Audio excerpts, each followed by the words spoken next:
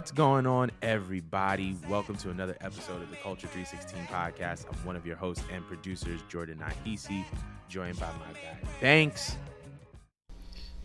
Might be Uncle Banks. I keep looking at myself because of all this facial hair. Dude, I definitely need to get in shape up.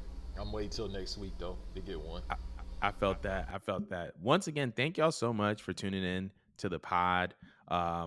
If you're on Apple Podcasts or Spotify Podcasts, be sure to give the show 5 stars and subscribe. If you're watching on YouTube, Facebook, anywhere really where this video can be streamed, be sure to like, comment, subscribe. Be sure to share. We super appreciate all the support that we've been getting, especially on TikTok. It's been picking up. I got cooked on TikTok for saying that there should have been black representation on SummerSlam. I got absolutely Dude, cooked. it's on your personal TikTok? Nah, it's on the culture TikTok. Okay, I don't think I'm subscribed to it, or maybe I am. I barely get on TikTok. Like, I have to remember that I actually have it. Bro, I started utilizing it for wrestling content. I literally said, "Yo, man, like I wish there was more black representation." I got cooked. Everybody's like, "Stop crying. There's still diversity on the card." I'm like, nobody said that there wasn't diversity on the card. Nobody said that the card is whack. I just wish I saw people that look like me on the card. That's all. But man, so yeah, People follow were us asking on those TikTok. questions yesterday as well. Huh? People were asking those questions yesterday as well. Literally. But that's another discussion for a different day. But we're going to be moving on because speaking of yesterday, because it is Sunday when we're recording this, live from Cleveland was WWE SummerSlam 2024, full of twists, turns, surprises. Um, Obviously, the headline being the return of Roman Reigns, but there were so many other matches. We had that Logan Paul versus LA Knight US title match. Braun Breaker won the Intercontinental Championship. We saw Damian Priest drop the World Heavyweight title to Gunter. We saw Liv Morgan retain her title, but she gained Dom officially, and it looks like the Judgment Day is kind of over. But I kind of wanted to know your impressions of SummerSlam and your reactions to the show. Uh, it was a okay show. I think the best thing that we can get from it is the progression with the storylines. Everything that played out as we thought was going to happen. It's kind of becoming predictable now, but at the same time, these stories are very linear for the most part. It's never non-linear where you think it's going to be a curveball. For the most part, you could kind of guess what's going to happen based on Triple H's booking. Is that a slight at him? Kind of, but at the same time, the old man ain't there, and the old man was crazy. So he'll throw you 20, 30, 40 curveballs, and you could just walk him, but then somehow he still wins the game. But overall, it was pretty good. It made me more invested into. I mean, dude, Dom. You know how I feel about Dom. Him, Jey Uso, and Gunther are my favorite wrestlers right now. You can't tell me nothing bad about Dominic, especially because he's about to get nuclear heat after this. So overall, it was a pretty good pay per view. I mean, we'll get to it probably as we do match by match, but without question, that Gunther versus Damian Priest match, yeah, the indie darlings until Hall of Famers. That's how you do it.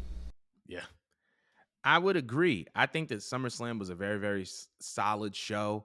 I'm not even going to try to give my impressions until we go through match by match. So let's start. Let's go through match by match. So starting with the Liv Morgan versus Rhea Ripley women's world title match. Obviously, that was the thing that kicked off the show. Want to know kind of how you felt about it. With Liv, her ring psychology, she's getting there. I think people fail to realize it takes years to not be green and to still learn how the business works and how to work in the ring. With her, she's developed over the course of the past couple of years, let alone her character. So in the beginning, as everybody see, I'm about to get real nerdy. She gets in, no lockup. Okay, I'm gonna do the heel thing. I'm gonna go outside, get some heel heat, go back in, taunt you a little bit more, roll out. That's an old school move. That was great. Then when it was time to, they start working and then the spots get settled, that's when it really was like, okay, yeah, she's getting better. Her Mm, pacing is a little too fast still, but I think it's just because of her body type and the way she probably learned how to work. Obviously, she went through a small independent wrestling school until then go to the performance center. So they teach you how to be faster in the performance center, especially for mhm. women. So I can't fault her for that. Whereas Rhea, she learned overseas. It's more so about pacing, psychology, and working certain body parts, Yeah. and also selling. And she did a phenomenal job selling that arm, putting it back in place. Whether more than likely it was a work, but at the same time, still doing that. Well, I don't think it was a work, but I didn't. I got to see that again because I just watched pay per view this morning. But nonetheless, even if it was a work or it was a shoot, still for her to pop her arm back into place is crazy. Yeah. Uh, the biggest thing from this match, obviously, is the ending. Mm, That's what you were supposed to do. That's what we knew you was going to do. But the execution of it is perfect. And again, Rhea can sell. Everything is here. yeah. This is your moneymaker. Not only is she a great looking woman, but she can act. She can cut a promo. And that's what she showed right here when the kiss happened. And again, shouts out to Dominic. The timing of everything from the chair spot until they got outside and then Liv was on the ground. Everybody, great to everybody. But when she was on the ground, he picks her up and then you can just hear the crowd and then the kiss. Perfection. And that's how you do it. I think in addition to that, I think that not only is Dom going to get nuclear heat, but I think that this is a very, very pivotal step in his evolution as a character. When we saw Dominic Mysterio being brought into the Judgment Day, he was naive, he was innocent, he was just coming in as, somebody that was under his father, and he didn't really have, that umph to him the way that we know him to have it now.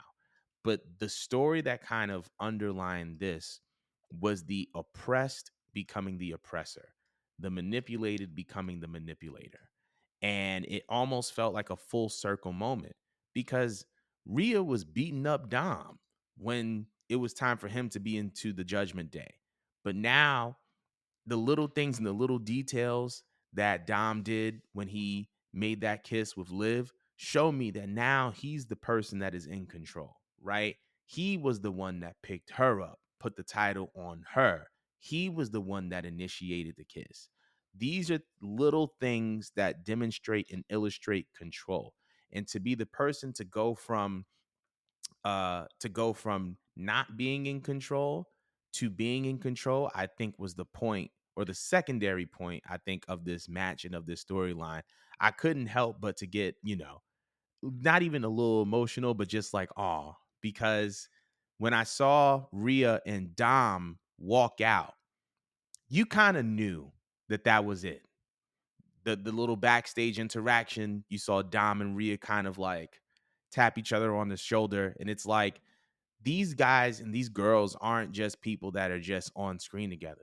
The Judgment Day traveled together, right? And when you bond together for that long, mind you, like anytime we listen to wrestlers talk about their lives on the road, we hear them talk about, they see each other more than their actual families.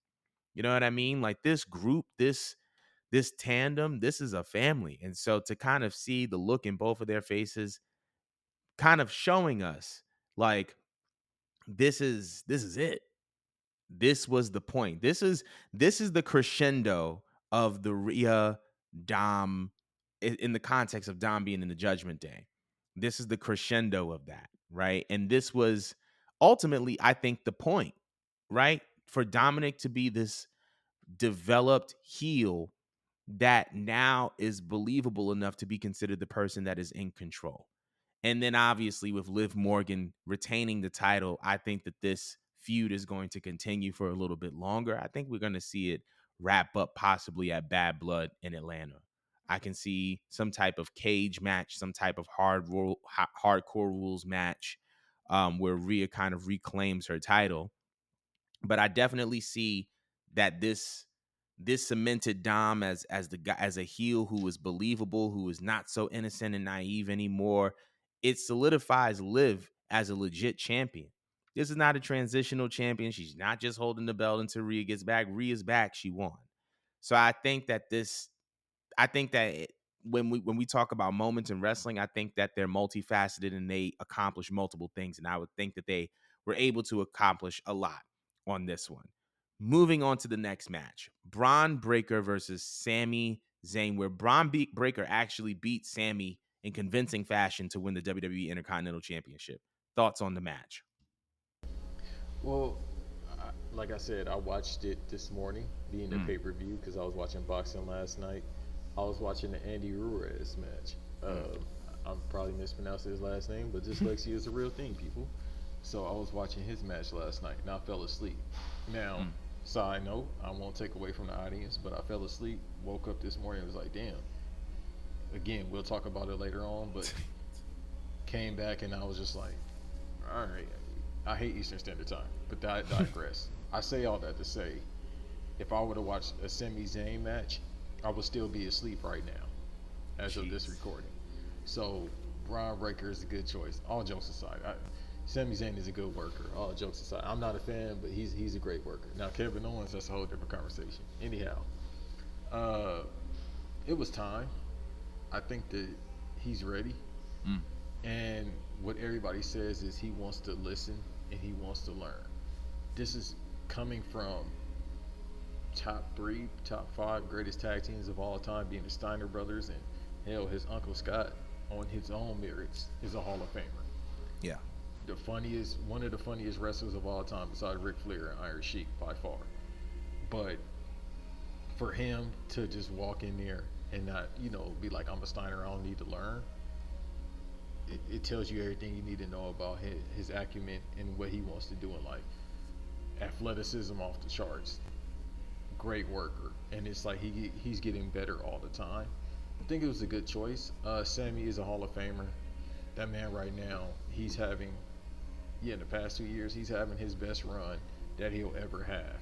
I mean, obviously to be an honorary Oos, like dude, again, I don't like pocket watching, but I would love to see his royalty checks from the past 2 years, because especially in 2022 and then last year, they were insane probably. But again, it was time for Braun Breaker to get over. Uh, are we tired of seeing the matches between what's his name? Doja? I can't now see his name. Ilya. You on mute, brother. Ilya Dragunov. There you go. I can't now see their last names again. Y'all got to pray for me. I got to learn how to read again or something. So we could see it with the IC title. That'd be great. Um, I don't really have much to say. I think now Sami Zayn is in babyface mode, like he's been for a while, where it's the thrill of the chase, and that's how it works for the babyface. Or, eventually he might get back with Roman Reigns in there. We'll see. I agree. I think that I feel like this definitely sets Sammy up. I mean, obviously, we've been hearing rumblings about a potential Bloodline War Games match or Survivor Series, which we'll talk about later in the show. Um, but I feel like this puts Sammy in position for that because there's really nothing connected to him at this point in time. You would assume that this kind of he'll get a rematch for the IC title, and he probably won't win. Braun definitely deserves it right now. I think that Braun Breaker is a future world champion. Paul Heyman said it best. He is a WrestleMania moment waiting to happen, which coming from Paul Heyman means an absolute lot. But like you said, his athleticism is off the charts. I recently watched his Pat McAfee interview. Really down to earth guy, super humble. You can tell he works. He works, and so I'm very very excited for Braun. I think that he deserves this. I really wanted him to win the last PLE, but I'm glad that this happened at a Big Four. I think it's a bigger moment, and the way that he won was so convincing it almost made you forget about the last match where Sammy won. So happy for him. As far as Sammy is concerned, man, like you said, definitely a future Hall of Famer. Definitely somebody who is having the best run of his career. And I'm eager to see kind of where he goes from here as well. But moving on to the next match, LA Knight defeats Logan Paul for the US title. Feelings, thoughts. Us about time with LA Knight. I'm not a fan of his, but I like his story. Mm. He really hustled to get to where he got to now. Him, ironically, him and Solo, who we'll talk about later, went to the same wrestling school in Vegas. Oh It's the wow. reason why LA Knight calls itself LA Knight, because he moved to LA when he was a little bit younger, even though he's 50 years old. When he was a little bit younger, he moved to LA. You know, he was chasing Hollywood, but he was more so focused on professional wrestling. But he would drive for gigs to Vegas and back. So that's a little backstory on him. But they went to the same wrestling school in Vegas, Mm, where D'Lo Brown, I think D'Lo Brown owns it or a part owner. yeah.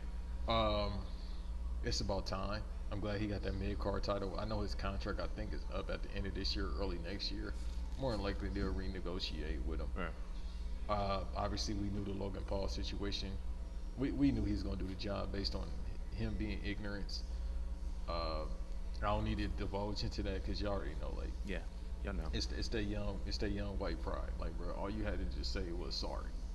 That's all you need to do. Like, dog, I got a lot of beliefs in my life. I ain't gonna say out loud. I'll say in the confines of my own home, and it's no incel stuff like that anyway. Because let me tell y'all something. Why do you care? That's my whole thing. Why do you even care? And then they found out it was false anyway about the woman. Right. So it don't matter, bro. Just say you sorry. But again, it's he wealthy, he young, he white. Far as Logan Paul, I'm not a fan of his at all. I never was, even Mm. before he got into pro wrestling, because he can do a front flip. Cool, that impressed me. The Juice used to do that all the time. God bless Psychosis. God bless Hoover 2 Guerrero being the Juice. Super crazy. I came up on Lucha Wrestling back in the 90s, so that don't impress me. You could do a front face or whatever, front flip. I don't care about that flippy stuff. Can you tell a story in the ring? But, you know, uh, good for LA Knight. He definitely deserves it. I agree with you. It's definitely good for LA Knight. Funny part is I actually was impressed by Logan Paul, not because of what he was doing, but how quickly he took to this business and how quickly he took to what he was able to do in the ring. He's a natural athlete, right? So him being able to do all the athletic stuff. Number one, I didn't know he was a natural athlete, but when I saw it, I was thoroughly impressed. Not even gonna lie. Even down to the little springboard moonsault that he did yesterday, he got up. He got up. That was impressive. So I'm not even going to act like Logan. I don't appreciate Logan. I think that based on how quickly he's been taking to this and how he's been able to evolve and learn as he goes, I think it's impressive. As it pertains to LA Knight, I've been a fan of LA Knight since he was Eli Drake in TNA. And so I think, like you said, this was definitely something that was long overdue. I also really, really love, and WWE does this whenever they can, how they integrate local culture into the product, right? Cleveland ain't known for much. We know that.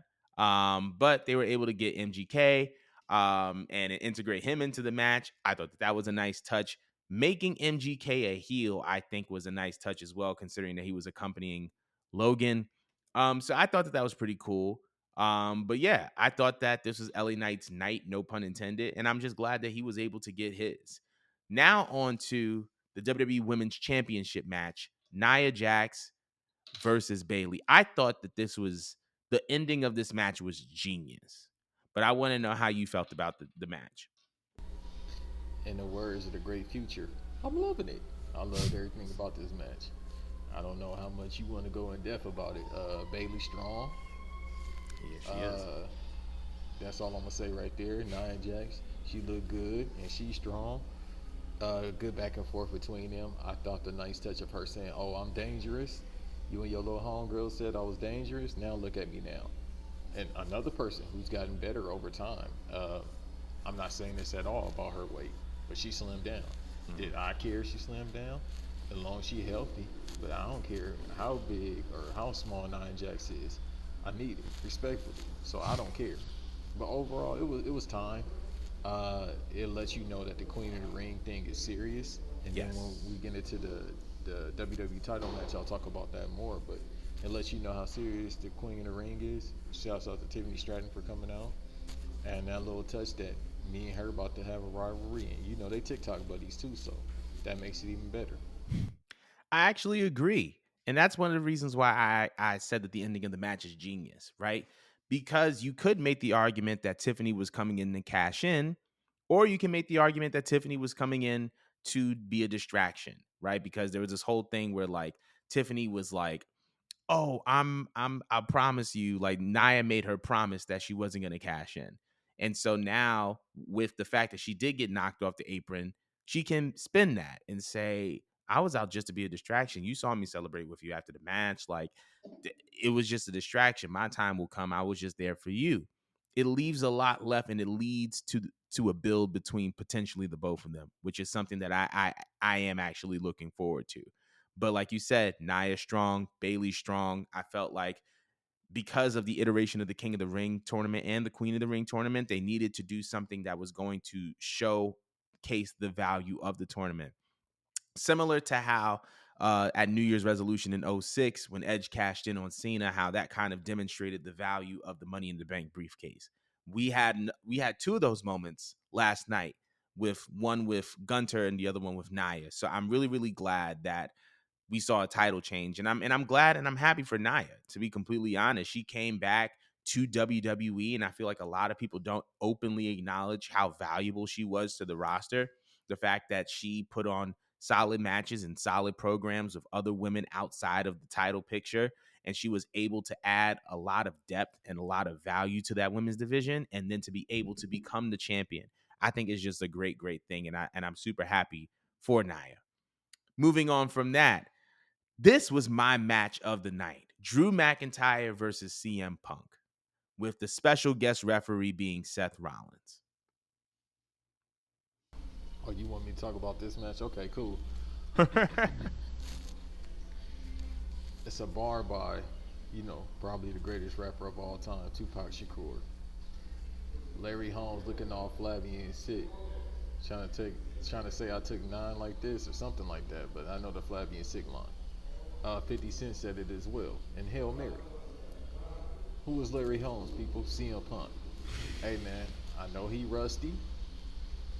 This is what, fifth time being hurt in the past 3 years, and he take months to come back. That's cool and all.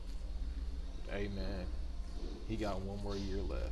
After this, let him commentate. I know they just re-upped on his contract, and we talked about letting him commentate, dog. It ain't the same no more. What Jamie Foxx said about Michael Jackson, he's spinning it slow.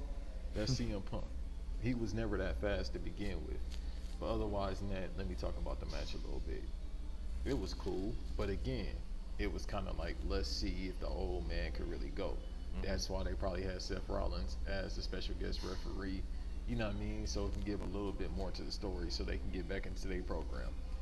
Whenever that match supposed to happen between Seth Rollins and CM Punk, if they was trying to make it for WrestleMania next year, they might want to do that tomorrow, dog. Seth Rollins is still hurt. He ain't wrestled in a minute. Last time he wrestled, he was looking slow. Like, you just don't heal that fast from a knee injury and back problems.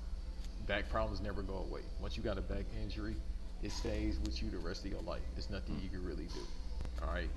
So with them, they need to make that match tomorrow. As far as my guy Drew, who I thought he was the MVP, but we're gonna talk about the MVP in a minute. Listen, finally he got a win. I'm glad he got a win. He deserved a win. But they might have a rematch after this. More than likely in Berlin. People keep forgetting Berlin. Everybody keeps talking about At the end of the bad month. blood. Yeah, everybody keeps talking about bad blood. No, I think the bad blood match might actually be CM Punk versus Seth Rollins. And considering that they have a sold out house, they might want to go ahead and pull that. But we'll see.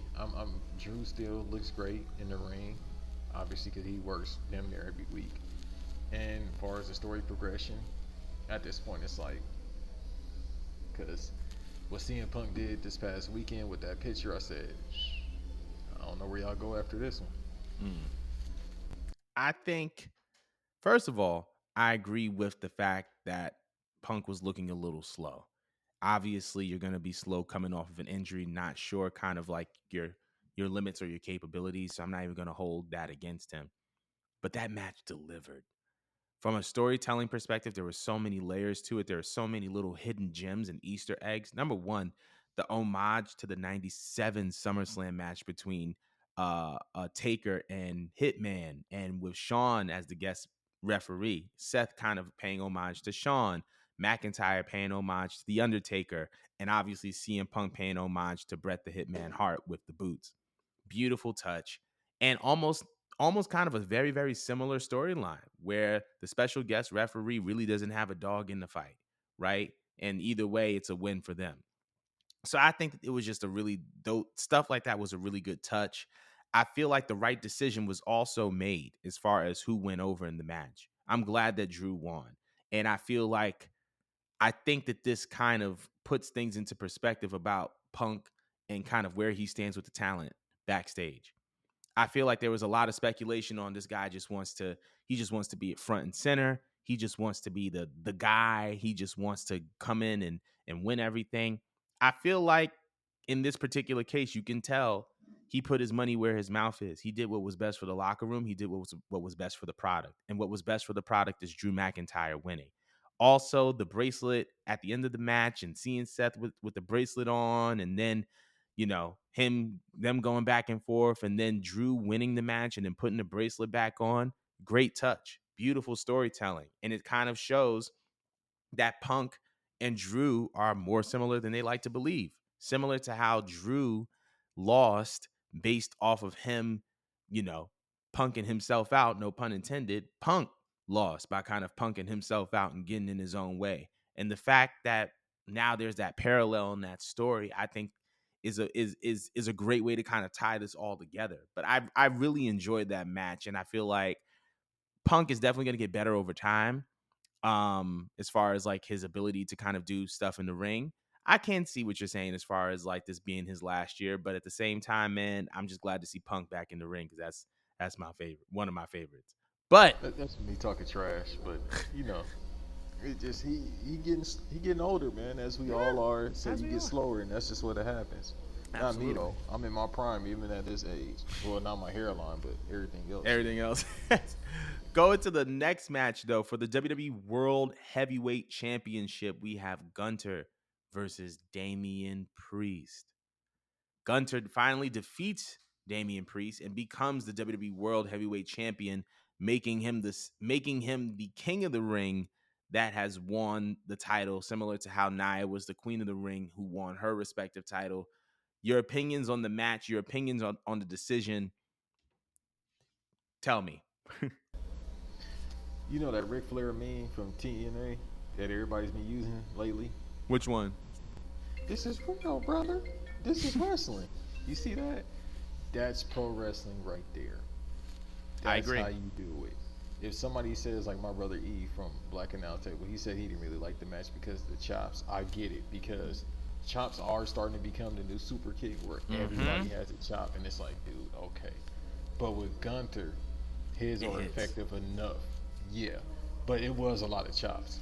But I'll say, to me personally, so far it's candidate the match of the year. The art of pro wrestling. See, I'm about to really get like Mike Fratello in there. I'm Go about to ahead. get on my QB Brown. Start breaking stuff down. The art of pro wrestling is you got a baby face, you got a heel. It's give and take, and that's what they did. All right, you gonna chop me, the baby face. I'm gonna come back and I'm gonna kick you. Chop or whatever your offense is, babyface comeback, and that's when he did start hulking up.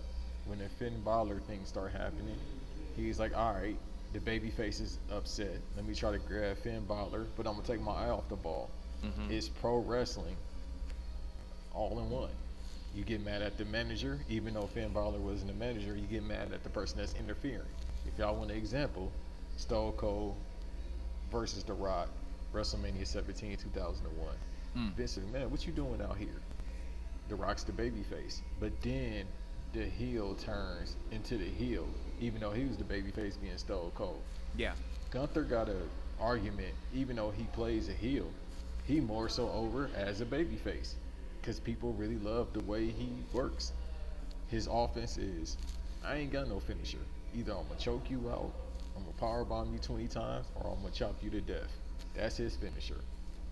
I think this match also solidified him, for me personally, as the MVP of the year and as one of the greatest of all time. Not just in Wow. WWE, but in pro wrestling history.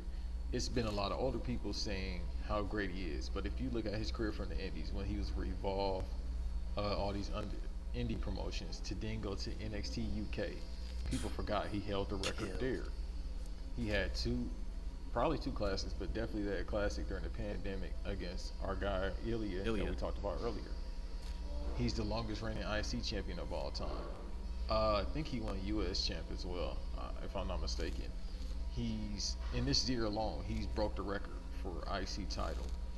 Um, King of the Ring, and now world champion. Like, dog, he's one of the greatest workers of all time by far. Had a classic match last year, that triple threat match against Sheamus and Drew McIntyre. So Yes. it's like he's building up his resume. I think he's only in his mid 30s, which is young. He's building up a resume constantly. And for a dude that's supposed to be a heel, he's supposed to be, that's up now. He's turning himself into like an uppity, like Austrian Hitler type dude. Not Hitler type dude, but Nazi. Well, Hitler, Nazi Germany type dude, but he's over Mm. as a baby face, even though he's not supposed to be a baby face.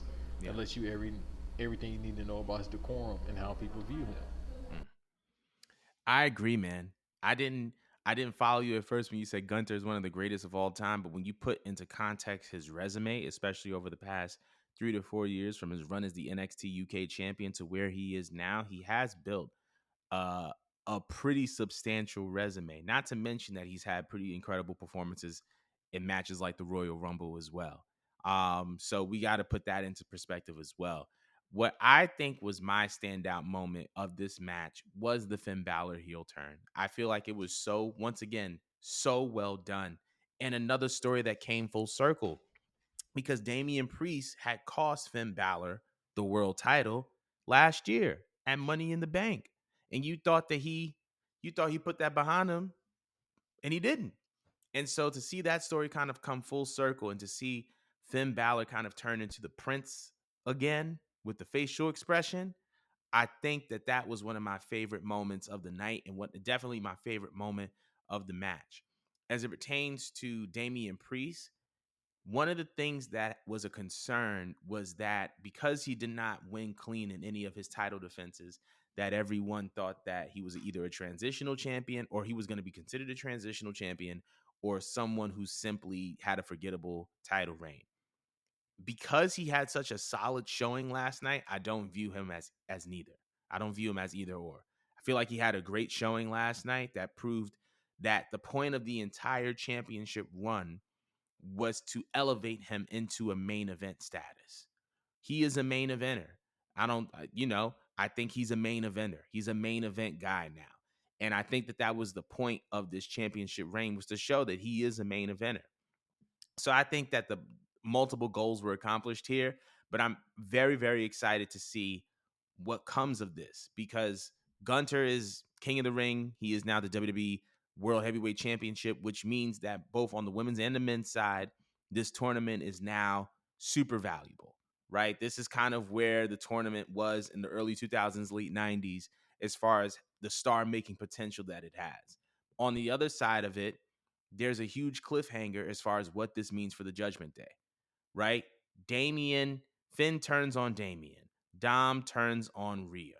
Two key components of that faction. We don't know if they're in the faction, if they're not in the faction. We don't know if they're going to create a new version of the Judgment Day. We don't know if someone is going to, we don't know what's going to happen. And I feel like the magic of pro wrestling is that what if and that I don't know what's going to happen next. And I think that through this, they were able to accomplish that. So I'm very, very happy about that match and about that outcome.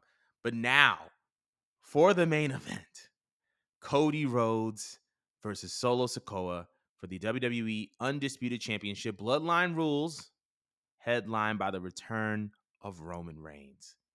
Your thoughts? Uh, I don't want to do the burial job like everybody does with Solo, but after this, it's probably gonna be like, yeah, we gonna have to figure this Solo thing out. And probably the Roman Reigns decision was they probably planned this a while ago. I didn't expect him to come back. Obviously, it was rumored, and that's what everybody knew. But I thought it would be a couple more months for him. But he hasn't been gone that long anyway to begin with. It's not like during the pandemic where he was gone for like 6 months or something like that. He's only been gone for 4 months. Um, and then we're getting to that point now where we're getting to the end of the year, so you got to kind of tell these stories. I don't expect him to be there every single week. I feel like it's going to be just like before, where he's here every couple of weeks, once a month, something like that. Do you need him to be there every week? Not really, because we still have to really drag this. We got to get to Berlin. We got to get to Bad Blood.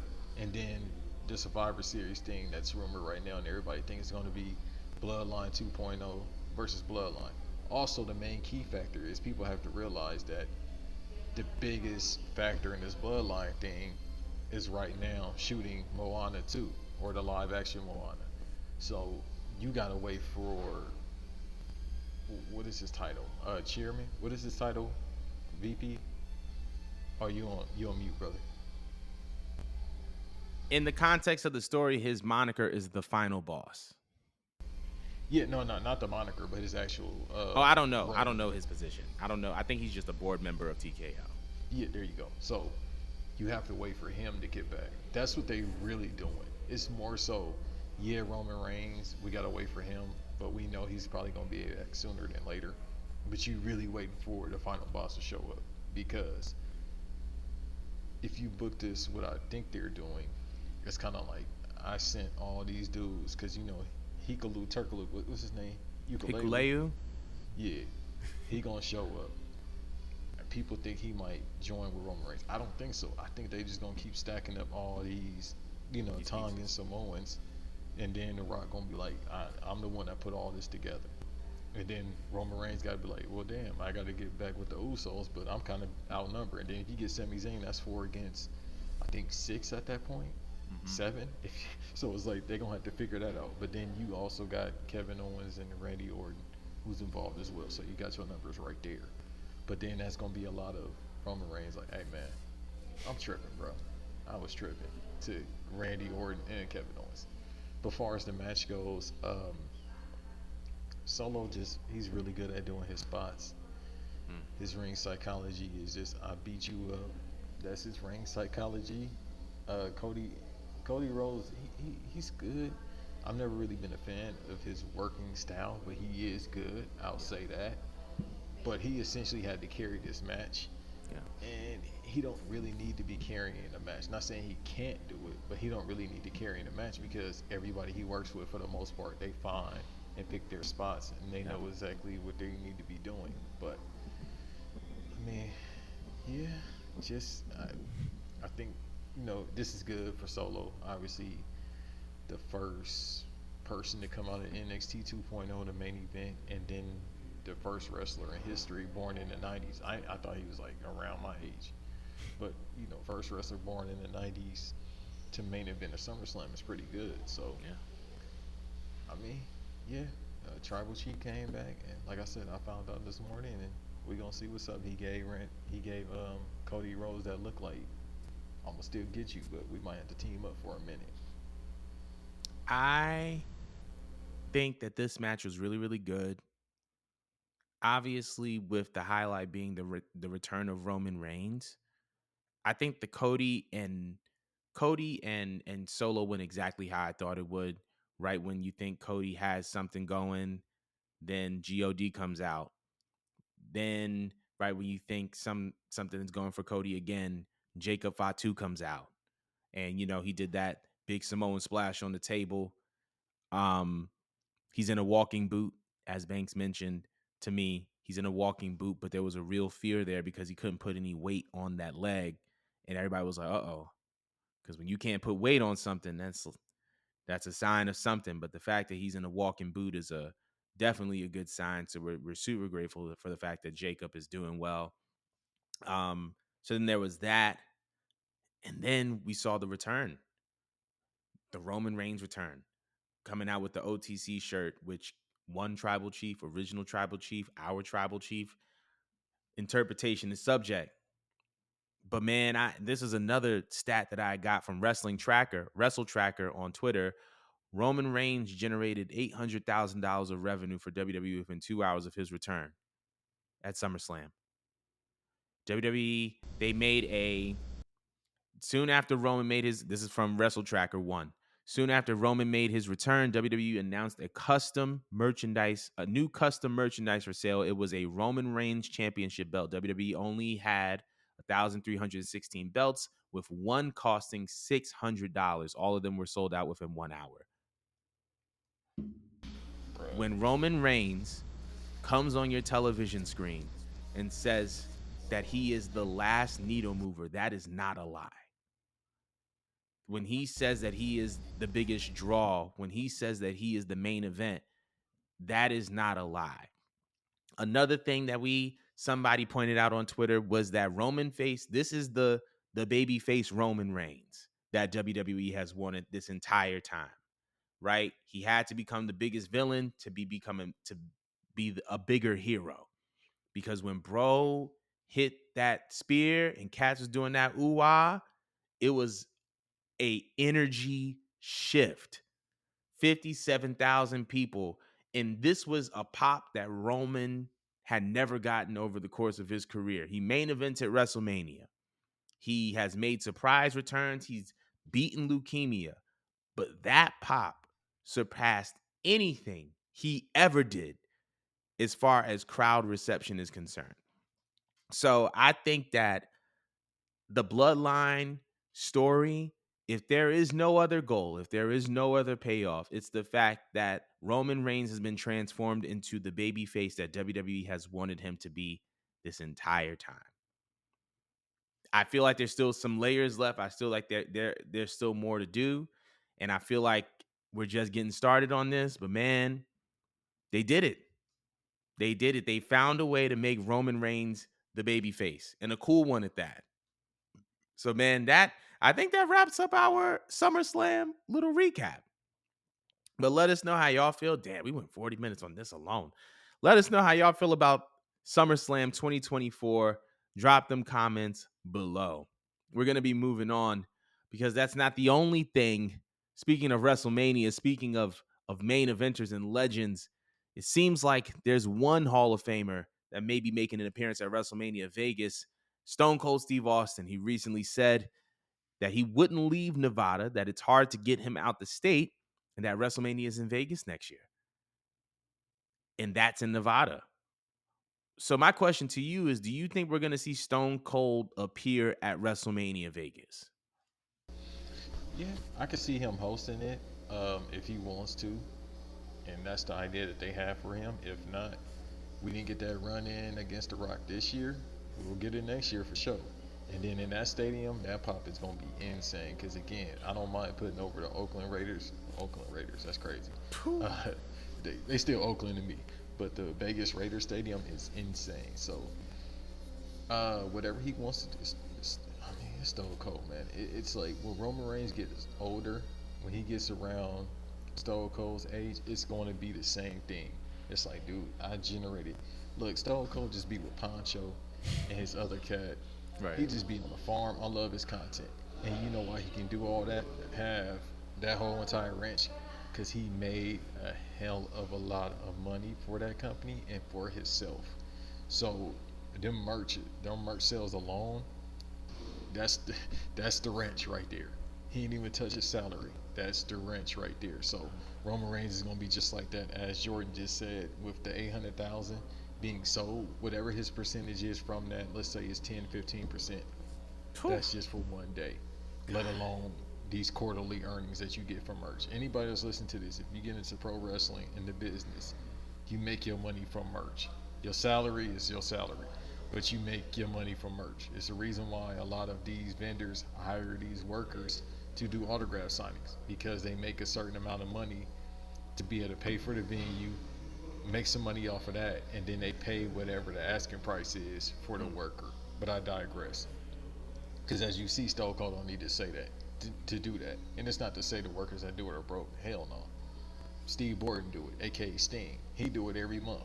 Yeah. It's just a way to earn some extra income. But with Stone Cold, he's probably made the most money as a worker in pro wrestling history, just as a worker alone. Um, Nothing outside like The Rock or anybody else, just as a worker alone.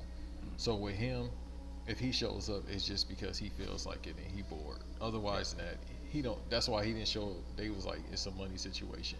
He probably just gave them a roundabout number and see if they was gonna bite. Otherwise than that, he ain't hurting for nothing. So if he shows up at WrestleMania, he just shows up because he wants to. Felt that. It's not far fetched.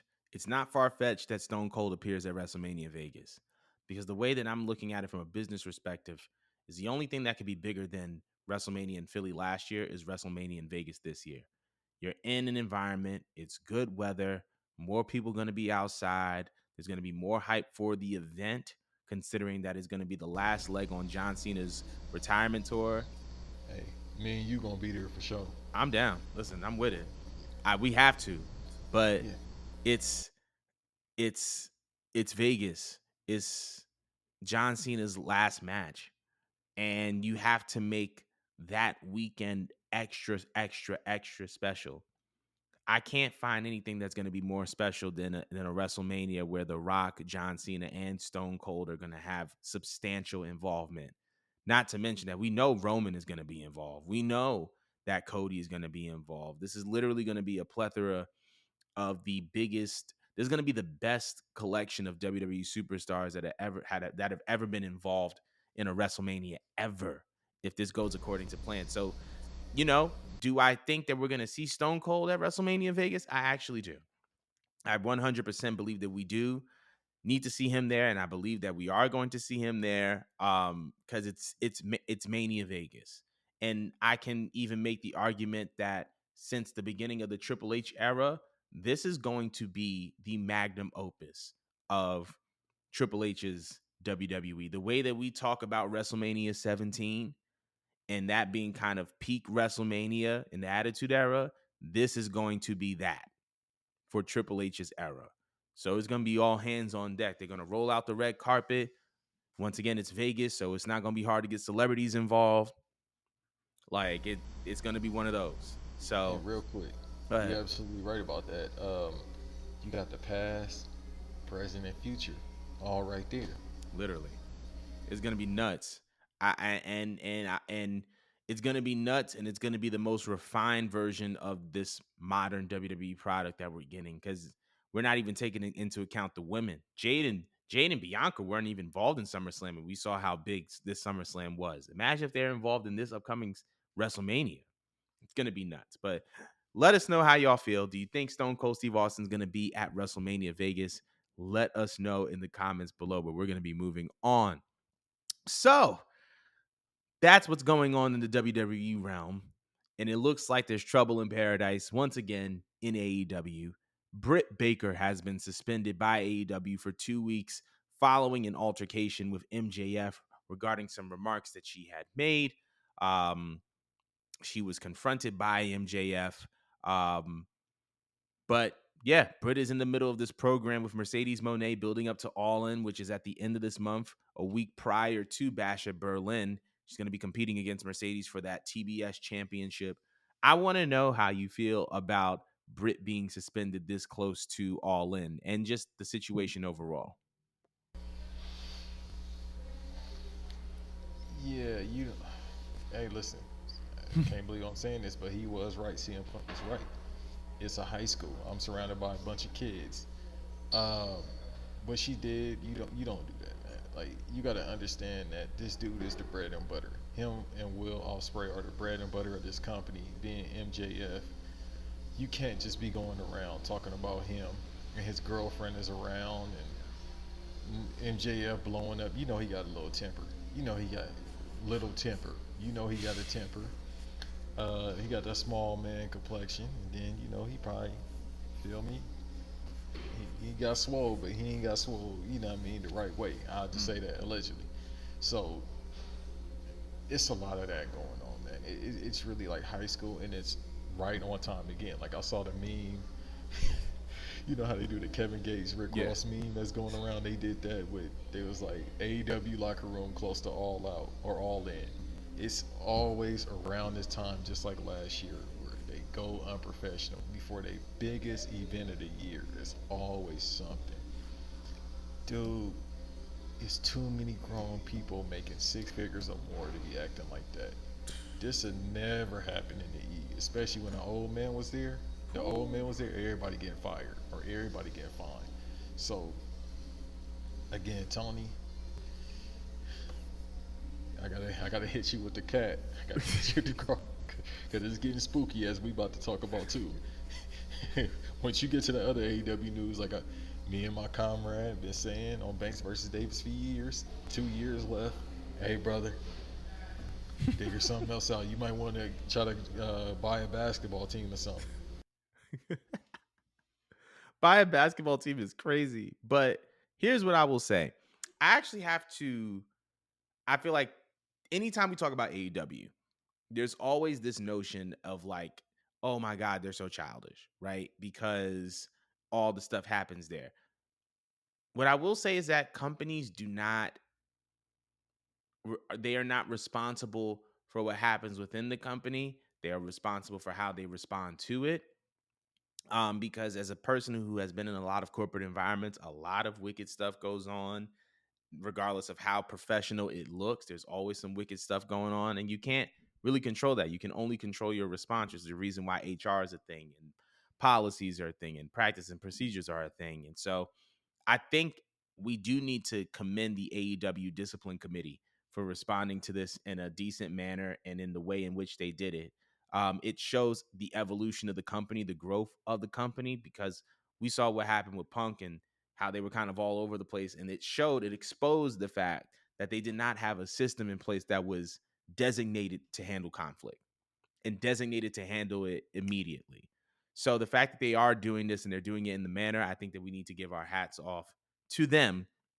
With that being said, still childish. I think that it's interesting. I mean, I don't know the relationship between Britt Baker and MJF. Britt Baker has been vocal about not wanting to hear MJF's 30-minute promos on a podcast before. Um, Inflammatory to say the very, very least. But when you pitch creative control, all types of things happen. Not everyone needs control, but that's a different story for a different day.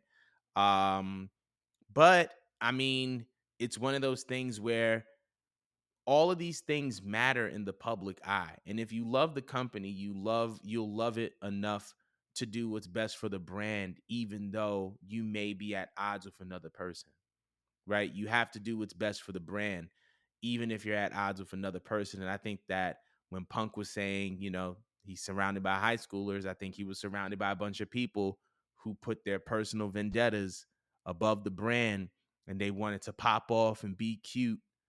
And then next thing you know, we have another PR stunt. We have another HR disaster class because people that are in high positions, people that are critically acclaimed within your company, highly promoted, getting a lot of TV time, are literally positioning you for a negative public perception because you don't know what discipline is.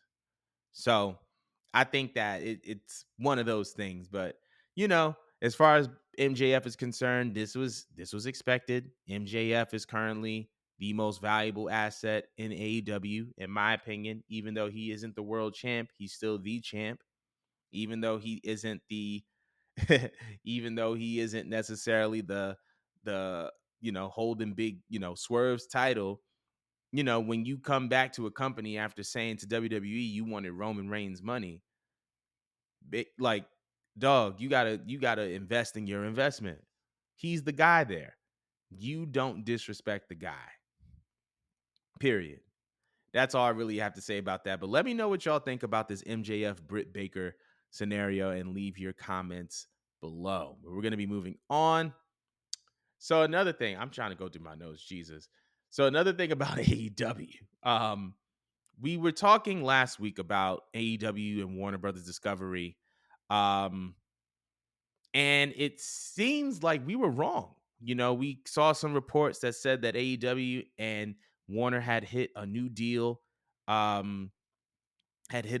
in principle. It looks like that's not the case. It looks like AEW, according to Fightful, that AEW's exclusive negotiating window with Warner Brothers Discovery has officially ended as of early last week, and that AEW is set to hit the open market. So that big money deal that we thought was in place may not be in place as we thought it was. But that's all up in the air right now. But considering that, how do you feel? Considering that AEW may have the AEW and Warner Brothers Discovery negotiating window from an exclusive media rights standpoint has closed. That doesn't mean that they have or they haven't reached a deal, but the window has closed. Let me know how you feel. Hey man, Tubi got some money. I'm pretty sure they do. Tubi need to pick them up. It, it's not looking good, bruh. It's not looking good, man. Again, Warner Discovery don't really have no money. All they got is baseball, NHL, which MLB is expensive, but still, we just talked about it. They tried to match the deal with TNT. Warner Discovery tried to match the deal with the NBA. The NBA say, no, we going on that side right there. Now the whole thing is they probably like, damn, we probably ain't really had the money. We just gonna see what we gonna do. Joking, of course. But with AEW, Tony and them probably be hitting up Wonder Discovery like, hey man, what's going on TV? Hey, I'm gonna get back with you. I'm gonna let you know tomorrow. I'm gonna let you know tomorrow what's going on. One of them things, but yeah, bro, you gotta. I know he playing with his dad's money, but you might want to save that, brother. Mhm. You might want to cut some spending. Yeah, he may want to do a little budgeting. Look, I mean, this is sad. I have legit sympathy for the people in AEW, for the wrestlers, for all of the talent that make the product what it is. I feel for them because there is such good intention. AEW has provided another place where people can do wrestling the way that they want to do it. And while I don't believe that everyone deserves creative control, I do believe that there are certain people that do deserve an environment where they can create creative control so that they can end on their terms. They don't need somebody telling them who to be. They know who to be. They know how to be it. They just need the place to be who they want to be. People like Bryan Danielson and people like Adam Copeland. You know what I mean? People who have been in this for a while and they know what direction they want to go in creatively. So the fact that something like that has the potential to be off the table is not good for wrestling, right? It's not. Because in addition to AEW, right, under that property is Ring of Honor, right? And so now we have to take into question, what is the future of Ring of Honor? What is the future of AEW? There's a lot of questions that need to be answered, but the reality is that if they don't get the right TV deal, that's one less place for wrestlers to work. What is going to be interesting is all the people that are going to have something to say about CM Punk, who went to WWE, repaired his image, was able to sustain his job even though he was injured, be able to put on matches, and possibly end off his career in a way that he wanted to in AEW. With some AEW guys wanting to go to WWE, and now they have to run into Punk again. That's going to be a very, very interesting thing. That's going to be funny. I can't wait for those promos. But I'm very, very interested to know how everybody else feels about this AEW Warner Discovery window of negotiation closing. Let us know in the comments below. But my heart goes out to all those talents. But we're moving on because in addition to that, Lord have mercy, this bad news just continues to pile up. WWE Executive Vice President, and I hope that I'm saying his name correctly. His name is Chris Legental. He was asked recently in an interview if there was an interest in AEW working with WWE or if WWE was interested in working with AEW specifically on a supercard event. And they said no, that there is no interest, that they understand that there is talent. And I'm paraphrasing here, that there is talent outside of WWE, extraordinary talent, but they are currently not interested in putting forth an event in which is going to allow them to kind of create this super card that would be similar to a Forbidden Door or similar to a Jesus, what's the name of it? Worlds Collide, what we were talking about last week. But considering all of this, I wanted to know your stance. What do these comments mean? Is there something below the surface that we're missing here? Or is this just kind of WWE standing on business? We don't want to work with AEW. Woo, woo, woo. I want to know your thoughts. It's mostly that they don't need them. Obviously, it's no financial gain because it's a business and you have to make money. Even if you made $100 billion, Yeah. Microsoft still make more billions. Apple still makes more billions. Mm. Do I need to say any more? So we don't need them. If they ever did a crossover, it's like, well, we gotta send some of these talents to the PC because, no disrespect, a lot of them are indie darlings and they didn't learn how to work properly. A lot of them just let me get my high spots in and that's about it. So, eh, it's not needed. It does more for AEW than it does for WWE.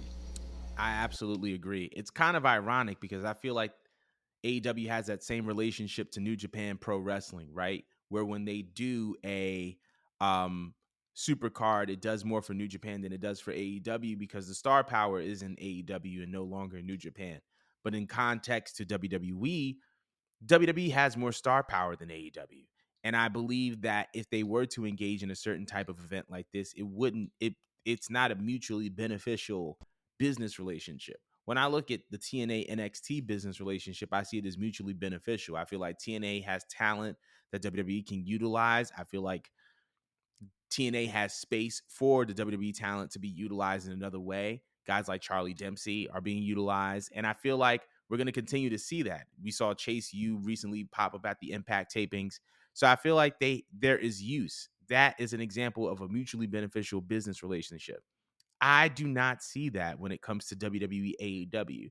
Now, I don't think that it means that it's a complete shutdown from here to until the next life, but I do believe that it is a sign that AEW does not have the assets to be in a working mutually beneficial business relationship with WWE when it comes to creating a joint pay-per-view, a joint premium live event. Um but yeah, I want to know what y'all feel about this. As far as they really said no.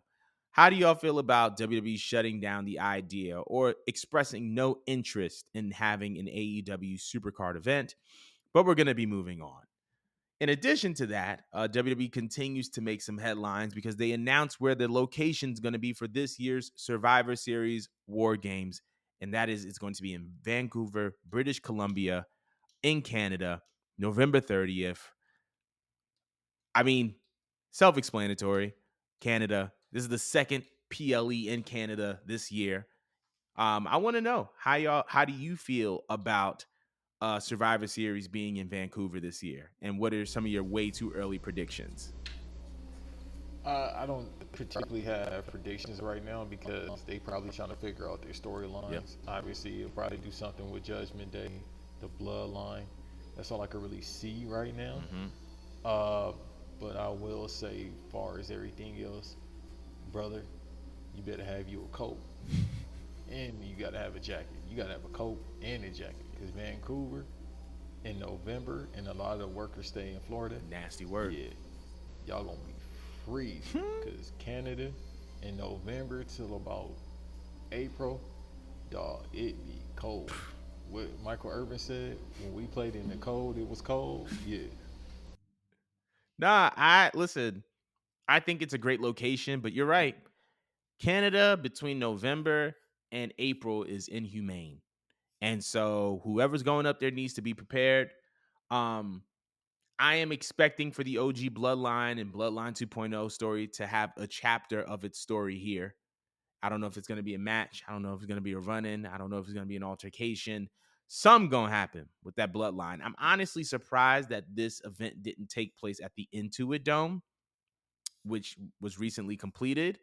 But I'm glad that they're having it in a place that I feel like is going to generate a lot of income for them. I feel like they haven't done an event of this magnitude in Vancouver for a while. So I'm excited and I'm excited for them.